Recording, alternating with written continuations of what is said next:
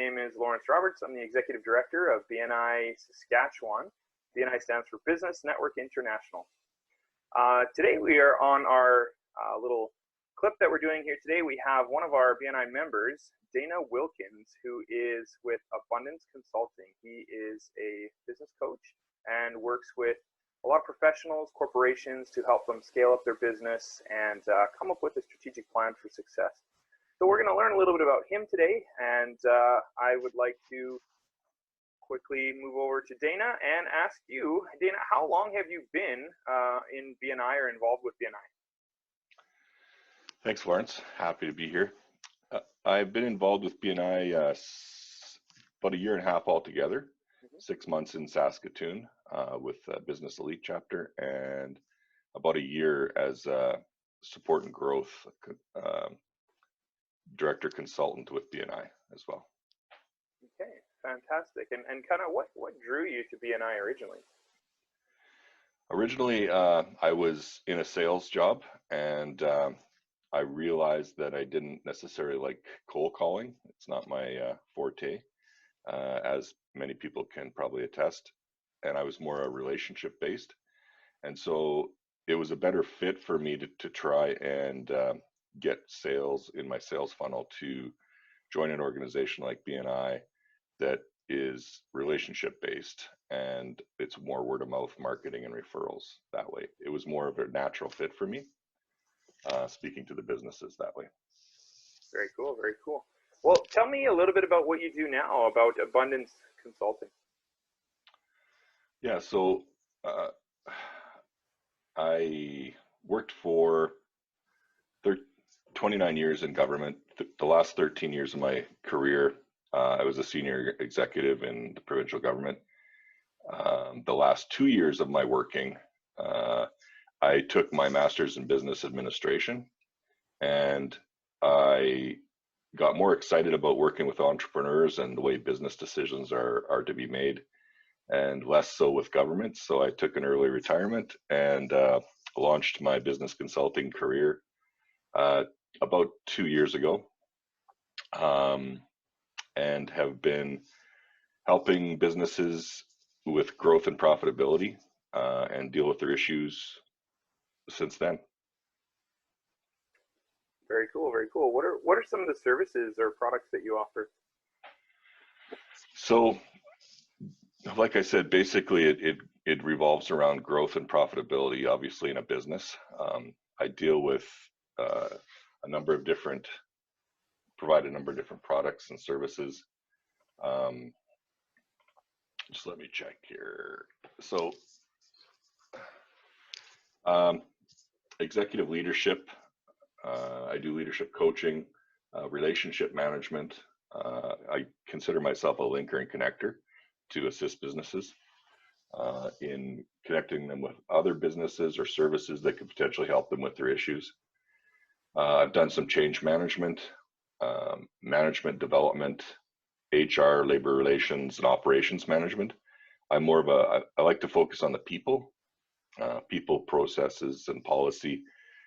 If you have those things working well in your business, then it normally turns into profitability out the back end. So I like to deal with some of the people issues. Do you have the right people in place? Things like that.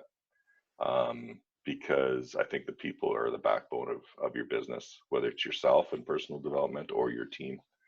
Making sure you have the right people is key in my mind. Yeah, definitely. Well, thank you. What types of clients? Like, is there a specific type, business, corporation size that you're looking at, or industry? Yeah, you're supposed to get specific, but in my experience, I've dealt with startups from $0 and wanting to start a massage therapy business to large investment corporations that I've been involved with for over a year now. A large investment firm in British Columbia, where I help them in their procurement area, in their purchasing area, to identify some controls and do different things. So the wide gambit of startups, one-person shops, to family-owned businesses, to large corporations in a number of different industries. So I don't narrow it down to this is my ideal client. I I like clients that are able to, be able to afford my services, and usually that's a company or corporation that has grown to the point of, over 500,000 in sales per year. However, I've also dealt with, like I say, startups or uh, husband and wife businesses that have grown to the point where they need to start hiring more staff and work on their business instead of in their business. Mm-hmm. So those are some of the things I've dealt with: businesses in the construction industry, uh, in craft beer and spirits. My wife and I bought into Back 40 Brewery in Yorkton, craft brewery, to help them scale up and get into canning. And I also sit on the board as a special advisor there. So industry, restaurant, hotel industry, I've got 16 years experience working in those industries, from frontline to management. And yeah, a lot of government relations experience, business plan writing, getting businesses ready to scale up or exit. Mm-hmm. Those are kind of, the focus. So it just depends on what issue the business is having, what I can contribute. Do you have a favorite project or a success story that you'd like to share with us? I've got well, because I like helping businesses and people, every business where I can add some value is to me a win and a success story. The one that I liked working on the most, partially because of how exciting it was and the location, was a vacation resort in Fernie, BC. I helped for over a year the owner of a business get ready to start up and build a luxury vacation resort that had a number of businesses within it, like a coffee shop, pizzeria, craft beer, and also some vacation equipment rental. So that was exciting because of the location. So I got to travel there and spend some time in the mountains and work on a really exciting business opportunity that was happening. That was one of the ones that was the most exciting. It didn't end up launching, but it was good. It was good to work on that. I learned a lot about those industries, and that's about it. I think the success stories that I think about are, one example is I helped a startup do some market and industry analysis for the industry they were in. Presented that to the client. They said, "Okay, that's great. Can you do a investor pitch deck for us?" So I helped work on an investor pitch deck, and the product was good. The owner wanted me to present to investors with him. So that was exciting. I got to travel to Halifax and sit in a room with potential investors and present the material that we had gathered, and maintain the relationships between the owner and the investor, which was exciting.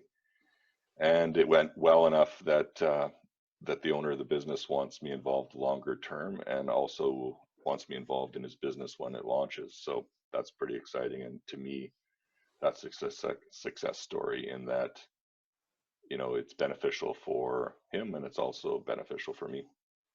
So I think that's a testament to the decent work. Seems to be happy with it anyway.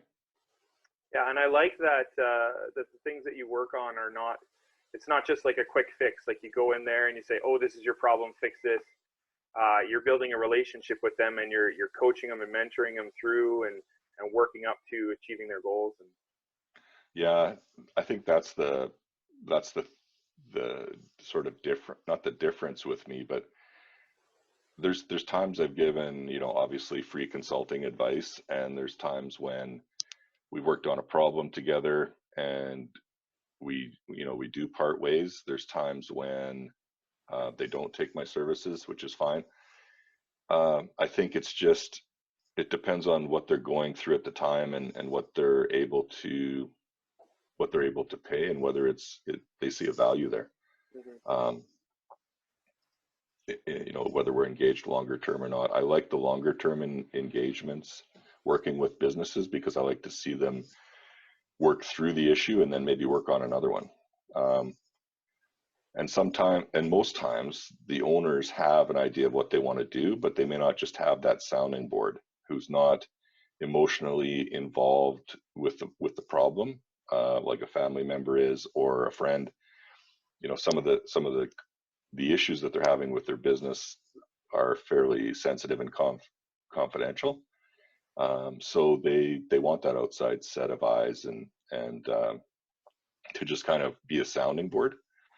And the services that I provide can be anything from a sounding board to a coach, helping them through an issue, and also potentially to wear a consultant hat, saying this is what you need to do by this time, or this will happen.